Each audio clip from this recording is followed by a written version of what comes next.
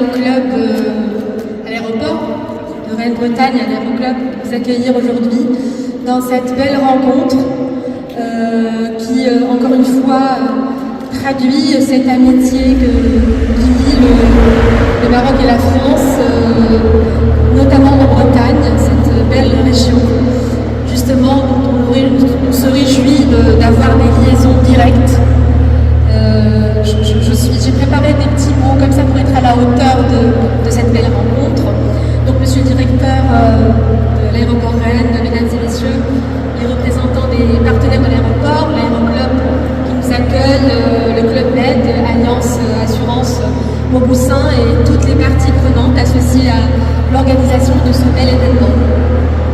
C'est avec une immense joie que je me retrouve parmi vous aujourd'hui dans ce lieu emblématique que je découvre pour la première fois, qui nous transporte un peu à travers l'histoire aéronautique bretonne pour célébrer un événement important pour nous ici présents, celui du maintien de la ligne aérienne Rennes-Marrakech. Il y a effectivement presque 2 ans que nous étions ici même à l'aéroport de Rennes-Bretagne en train d'inaugurer dans une ambiance festive notre premier vol vers Marrakech. C'est cette ouverture aérienne à nos yeux plusieurs sens. D'abord, rapprocher les ponts humains et culturels entre le Maroc et la Bretagne, cette belle région, puis favoriser des échanges économiques importants pour les deux parties, dans le but de garantir la paix et la prospérité à nos deux peuples amis.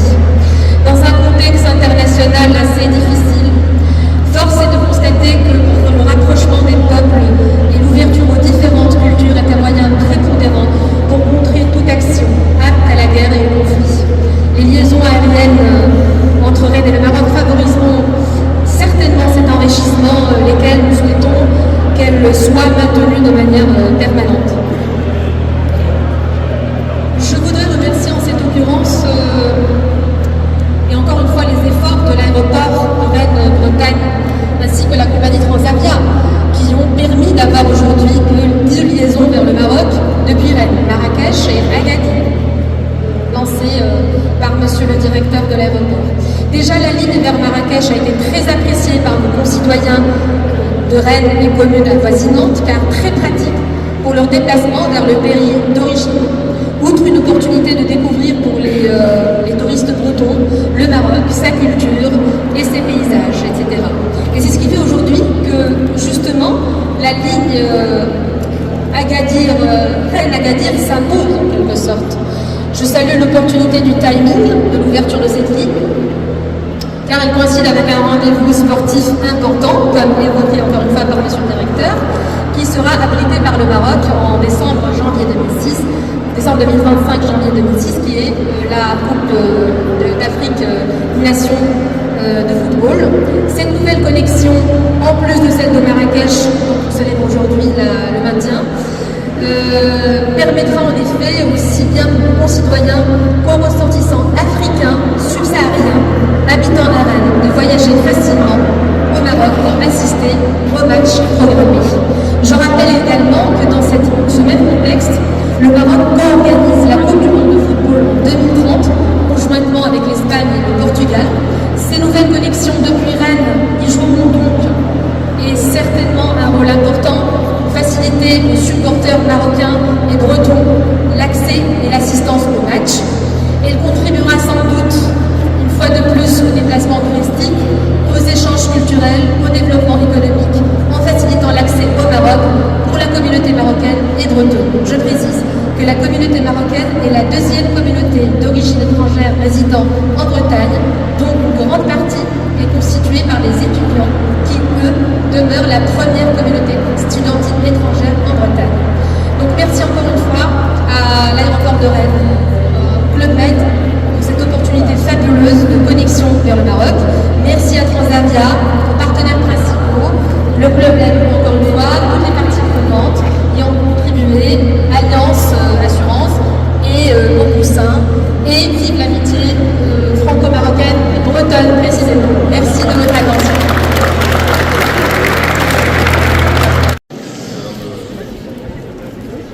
Madame la consul du Maroc, chers partenaires, mesdames et messieurs, bienvenue déjà dans l'enceinte de l'aéroport de Rennes-Bretagne.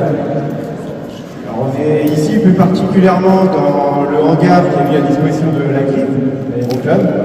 Je sais que vous cherchiez un lieu un peu insolite. Je pense que le résultat a été atteint. Vous avez pu voir, il y a quelques mouvements d'avion.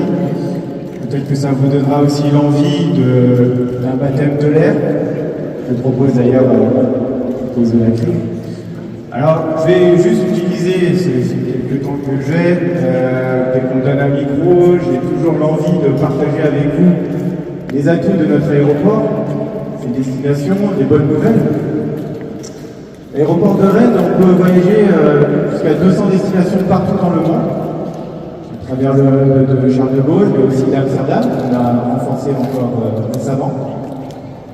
On est aussi en mesure de pouvoir proposer des vols vacances, des vols d'aviation d'affaires. Donc si vous en avez l'envie, n'hésitez pas. Dans la salle, il y a Mathieu Bernard qui s'occupe de développement aéro et qui sera ravi de pouvoir échanger avec vous. On est un aéroport international, mais avec une taille humaine qui nous permet en fait d'avoir un parcours client très fluide. Et je pense que ce que vous recherchez, vous en tant que voyageur, de ne pas avoir de stress, de pouvoir passer très rapidement et pouvoir vous envoler vers votre destination. Et c'est exactement ce que l'on propose ici à l'aéroport de Rennes. Et je voudrais aussi partager des bonnes nouvelles parce qu'il se passe des choses à l'aéroport de Rennes. Déjà, nous avons ouvert la destination Montpellier en novembre, qui vient s'ajouter à toutes ces destinations ensoleillées, Marseille, Nice. On a également des vols pour le UK avec Londres. On a parfois jusqu'à 5 vols par semaine. Et on va inaugurer très prochainement, le 25 juin, un vol vers Manchester. Je vous invite, si vous ne connaissez pas, à visiter. Et les vols vers l'Irlande qui ont repris depuis le 19 avril. Et nous avons aussi des vols vers des villes très dynamiques, la magnifique ville de Lyon, vers Toulouse, avec également Volotea qui, dès le 1er septembre, va aussi ouvrir une ligne. Donc il se passe beaucoup de choses à l'aéroport de Rennes, je vous invite, mais surtout, je finirai par là, c'est le lien fort qui nous unit avec le Maroc et le succès de la ligne vers Marrakech. Succès que je partage aussi avec le Club Med, parce que je sais que vous avez contribué aussi au gré des voyages que vous avez vendus au succès de cette ligne. Et ce succès en apporte d'autres, puisque après Marrakech, Transavia nous fait le plaisir d'ouvrir Agadir. Donc nous aurons 2 destinations vers le Maroc, nous aurons 4 vols par semaine. Et c'est encore, on parlait de la Côte Sud, magnifique opportunité parce que le Maroc sera au centre de l'Afrique et du monde footballistique avec la Coupe d'Afrique des Nations qui aura lieu en décembre et janvier de 2025.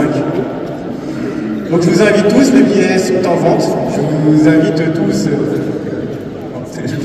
tous à réserver vos billets, que ce soit sur Transavia ou avec notre partenaire du Club Med. Je suis le premier à parler d'une liste un peu longue, donc je vais passer la parole. Mais en tout cas, je vous souhaite une très bonne soirée et j'espère que vous allez découvrir à la fois notre aéroport et venir redécouvrir ce magnifique pays qui est le Maroc. Voilà. Bonne soirée à tous. Merci. Je suis le vice-président de cet aéroclub-là depuis quelques années. En 1982, j'étais un petit peu à tous les postes dans cet aéroclub. Juste pour vous accueillir dans notre hangar, ce hangar qui appartient à l'aéroport par délégation de la région Bretagne. Donc notre aéroclub est basé dans ce hangar. Actuellement, nous avons 10 avions à nous, plus des avions qui appartiennent à certains de nos membres. Nous sommes un aéroclub de 310 pilotes. C'est un des plus gros, 15 plus gros pilotes un des plus gros aéroclubs de France. Il y en a 600 en France. Nous formons des pilotes privés et on les prépare jusqu'à leur carrière professionnelle. Nous avons des membres parmi nous qui sont très motivés et qui poursuivent leur carrière professionnelle. Chaque année, il y en a 4 ou 5 qui, d'une manière ou d'une autre, entrent ou dans les armées ou dans l'aviation civile, en passant par chez nous une première étape en poursuivant sur des carrières professionnelles avec des écoles spécialisées. Sachez qu'ici, dans notre aéroclub, nous sommes très motivés sur notre environnement. Donc on a des locaux relativement récents là-bas qui sont à nous d'ailleurs.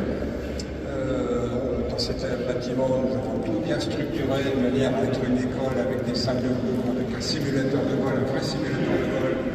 On a une douzaine d'instructeurs, on a une flotte d'avions, comme les deux que vous avez sur ma gauche ici, qui sont des avions très récents, des avions économiques qui fonctionnent avec des carburants non polluants, en tout cas beaucoup moins polluants que les autres carburants. Il faut savoir que l'autre carburant qui est s'intégrer dans le monde d'aujourd'hui qui nécessite de préserver l'environnement et d'en être en tout cas conscient et de faire en conscience.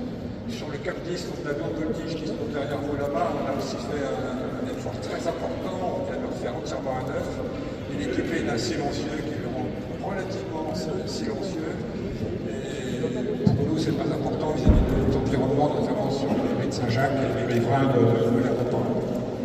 Voilà ce que je voulais vous dire en deux mots. Sachez que vous pouvez ici venir faire des baptêmes de l'air, vous pouvez faire des vols d'initiation au sein du club en 30 minutes. Vous avez des vols découvertes en 1h30 ou 3h pour ceux qui veulent découvrir s'ils vont rentrer, si ça les intéresse, à suivre une formation de pilote privé.